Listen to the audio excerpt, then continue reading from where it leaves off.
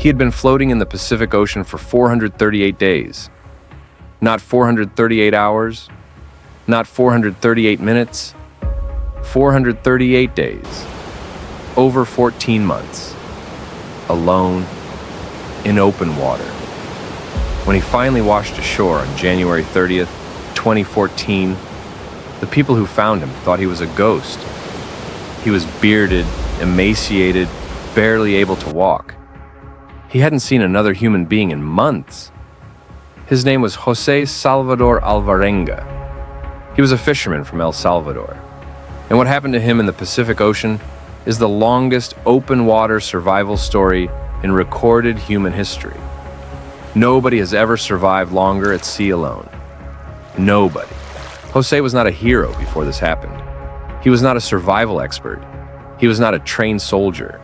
He was a 36-year-old shark fisherman, working out of the small coastal village of Costa Azul, Mexico. He had been doing this job for over a decade. He was good at it. He was also, by his own description, a man who lived hard. He partied. He spent money as fast as he made it. He had 3 girlfriends and a daughter back in El Salvador he hadn't seen in years. His usual fishing partner couldn't make the November 17th, 2012 trip. So Jose grabbed a day worker from the beach, a 22-year-old rookie named Ezequiel Cordoba. It was Ezequiel's first serious fishing trip. They loaded a 25-foot open boat with basic supplies, ice chest, some food, a radio. The plan was simple. 30 hours out, catch sharks, come back. Neither man had any idea they would never see Mexico again. They were 80 miles offshore when the storm hit. It came without warning. Gale force winds, waves reaching 3 meters high. Their small open boat was being thrown around like a toy. The engine died. Just like that, gone. No engine meant no steering. No steering meant the Pacific Ocean decided where they were going.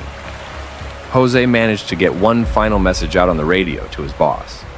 "Come now. I am really getting destroyed out here." The radio lost power before his boss could respond. Within hours, they were 15 miles from the coast, but being pushed further out with every wave. Then 50 miles, then 100. The storm raged for an entire week without stopping. By the time it ended, they were lost somewhere in the middle of the Pacific. No engine, no radio, no GPS. Just 2 men in an open boat surrounded by nothing. The first weeks were about staying alive one day at a time. They had no fishing rods. So Jose caught fish with his bare hands. He learned to grab them as they sheltered under the boat from the sun. They caught birds the same way, waiting, completely still, until a bird landed close enough to grab. Drinking was the bigger problem. The Pacific Ocean is salt water. Drinking it accelerates dehydration. It pulls moisture out of your cells instead of putting it in. They drank rainwater, collected in whatever containers they had. When there was no rain, they drank turtle blood. When there was no turtle, they drank their own urine. Jose described eating his own fingernails from hunger, swallowing every piece. The styrofoam ice chest became their shelter. They would crouch inside it for hours, hunched, cramped, protecting themselves from the sun. Doctors later found both men had developed slipped vertebrae from the positions they held for months. But the physical suffering was only half the story. The psychological weight of endless ocean, in every direction every day with no change, does something to a human mind that's almost impossible to describe. Jose started talking to God. He started making deals. He promised things he wasn't sure he could deliver. Then, at around the 10-week mark, everything got worse. Ezequiel stopped eating. Nobody knows exactly why.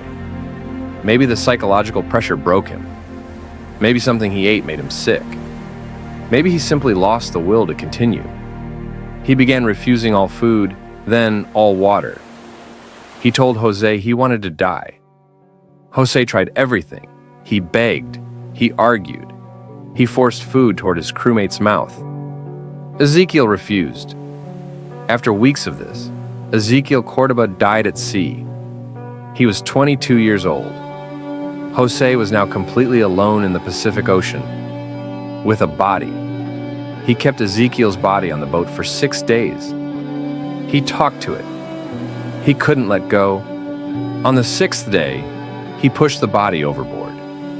What happened next is what makes this story extraordinary. Most people would have given up at that moment. Most people would have lain down in that boat and stopped fighting. Jose didn't. He made a promise. He promised Ezequiel that if he survived, he would find Ezequiel's mother in Chiapas, Mexico, and deliver her son's final goodbye personally. That promise became his reason to stay alive. On January 30th, 2014, 438 days after leaving Mexico, Jose saw land. He had drifted nearly 11,000 kilometers across the Pacific Ocean.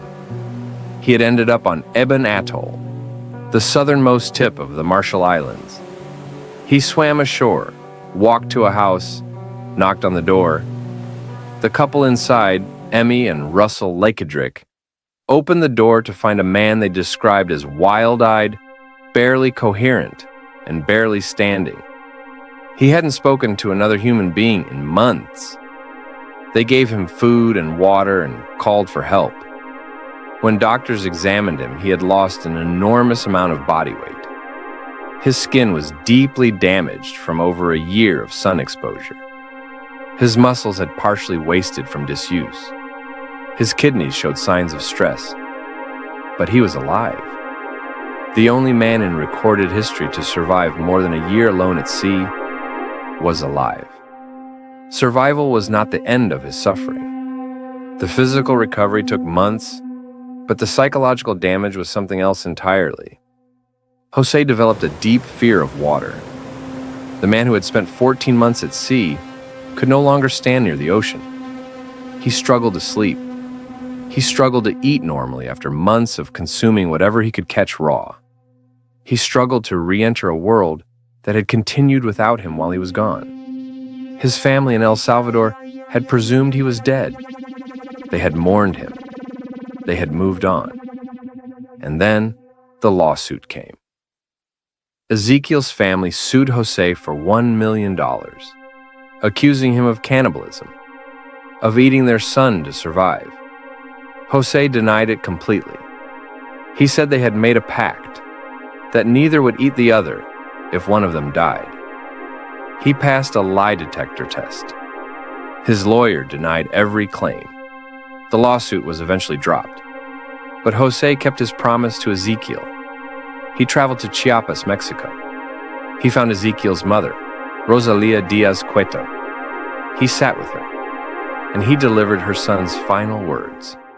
She told reporters afterward, "I do not blame him for my son's death." Here is what Jose Alvarenga's story actually tells us. He survived 438 days on fish, birds, turtles, rainwater, turtle blood, and urine. He drifted 11,000 kilometers. He outlasted his crewmate, a lawsuit, and the disbelief of the entire world. Every detail of his story checked out, exactly as he described it. Jose Alvarenga is now the only human being in recorded history to survive more than a year alone at sea. He holds a record nobody wants. He now lives in El Salvador, in a small town surrounded by land, as far from the ocean as he can get. He has said he will never fish again. But here is what his story proves. Beyond the survival, beyond the record, the human body can endure things the human mind cannot even imagine. And the human mind can endure things the human body has no right to survive. Jose didn't make it back because he was the strongest. He didn't make it back because he was the luckiest. He made it back because he made a promise to a dead man, and he refused to break it. The ocean took 438 days from him. It took his crewmate. It took his health, his peace, his relationship with water.